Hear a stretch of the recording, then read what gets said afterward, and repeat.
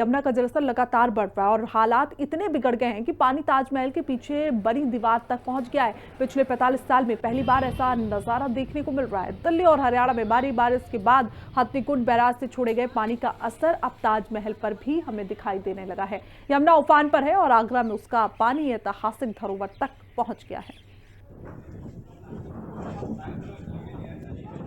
वो alert level से नीचे है। कल डीएम महोदय के द्वारा और मेरे द्वारा एसडीएम के द्वारा भी निरीक्षण किया गया था। जो तरोरा नूरपुर गांव है हमारा, वो सबसे निचले स्तर पर आता है, लेकिन वहां पर भी अभी उस तरह से अंदर पानी नहीं आया है। लोगों को वहां पे जागरूक कर दिया गया और स्टीमर जो वहां पे चला रहे हैं उनसे भी अनुरोध किया गया कि अभी बहाव बहुत तेज है, तो कृपया करके स्टीमर वहां पर न चलाएं।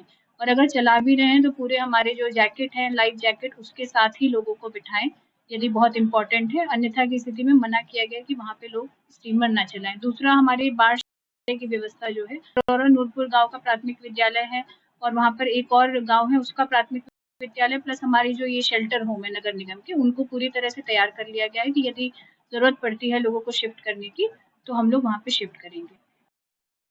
यमुना का जल स्तर लगातार बढ़ता जा रहा है। आप तस्वीर देखेंगे किस तरह से यमुना अपने उफान पर है और ये तस्वीर अपने आप में खुद अब बयान करते हुए दिखाई दे रही है कि यमुना किस तरह से अपना रौद्र रूप दिखाते हुए दिखाई दे रही है।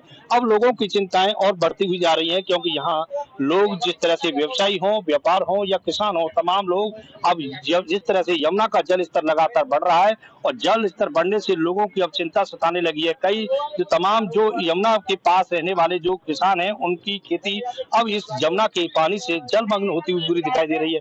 और यमुना के पानी से पहली बार ऐसा हुआ है कि कई सालों बाद जिस तरह से यमुना का पानी अब ताजमहल की दीवारों तक पहुंच चुका है।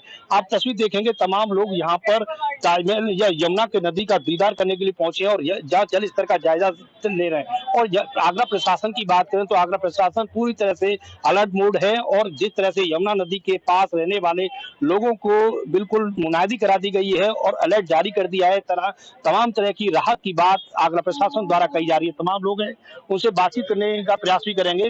भाई साहब मेरे साथ हैं। जिस तरह से यमुना का जल स्तर लगातार बढ़ रहा है, तो क्या उम्मीद है इस बार किस तरह से किन लोगों को समस्या हो सकती है पानी की? देखिए, मैं आपको बता दूं, जो जल स्तर का जो आप बता रहे हैं, जिस तरीके से जल स्तर बढ़ रहा है, इसमें जो आसपास के जो रहने वाले डूब क्षेत्र है, जैसे कि कई लोगों ने क्या किया कि जो आसपास के जो क्षेत्र था, जो उनका क्षेत्र नहीं था, वहां पर उन्होंने आवास बना लिया या उन्होंने अपने रहने का संसाधन या पशुओं को बांधने का कार्य किया। अब जल स्तर बढ़ता है तो उनको सबसे पहले डूब क्षेत्र परेशानी होती है, जिससे जनजीवन अस्त व्यस्त होता है।